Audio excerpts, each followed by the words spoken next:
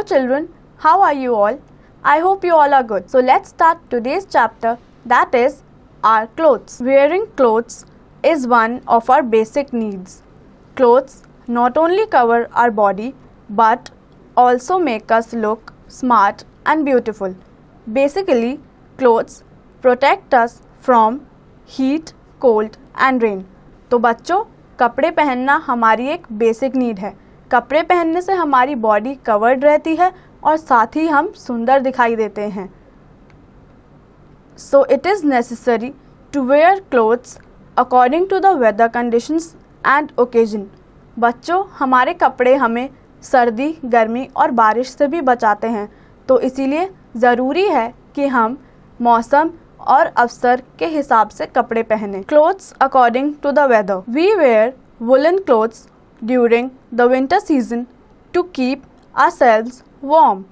We get wool from the hair of sheep. Some animals like rabbit and yak also provide us wool. तो बच्चों, सर्दी के मौसम में हम ऊन के कपड़े पहनते हैं. ऊन हमें शीप से मिलती है, साथ में ही रैबिट और याक से भी. We wear cotton clothes during the summer season to keep us cool. The cotton clothes absorb our sweat. We get cotton from cotton pods. Thread is made from the cotton through the spinning. This thread turned into cloth on a loom is called weaving. तो बच्चों, गर्मी के मौसम में हम cotton के कपड़े पहनते हैं. कॉटन हमें प्लांट के पॉड से मिलती है. उसके थ्रेड्स को वीव किया जाता है और कपड़ा बनाया जाता है. During the rainy season, we use umbrella, raincoat and gumboots to protect ourselves from getting wet. These things are made of materials that do not soak water. We prefer wearing clothes which are easily dried like synthetic. तो बच्चों, बारिश के मौसम में हम umbrella, raincoat और gumboot का इस्तेमाल करते हैं. ये एक ऐसे मटेरियल से बने होते हैं जो आसानी से पानी नहीं सोखता, तो ये हमें बारिश से बचाते हैं.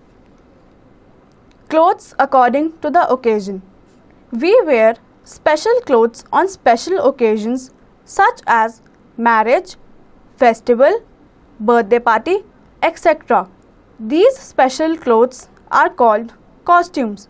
तो बच्चों, हमारी लाइफ में कुछ ऐसे दिन आते हैं जो हमारे लिए बहुत खास होते हैं. ऐसे दिनों पर हम अलग कपड़े पहनते हैं. इन कपड़ों को हम कॉस्ट्यूम्स बोलते हैं. Wearing clothes according to our work. Some people need to wear special clothes which suit to their profession. These clothes are called uniform. तो बच्चों, सभी लोग अलग अलग जगह काम करने जाते हैं एंड कुछ लोगों की यूनिफॉर्म्स होती हैं, मतलब उन्हें एक ड्रेस कोड फॉलो करना होता है. Look at the given pictures and write name of their profession. तो बच्चों, नीचे जो 4 इमेजेस दी हैं, आप इन्हें देखें और इनके प्रोफेशन का नाम लिखें. क्लोथ्स अकॉर्डिंग टू कल्चर और ट्रेडिशन.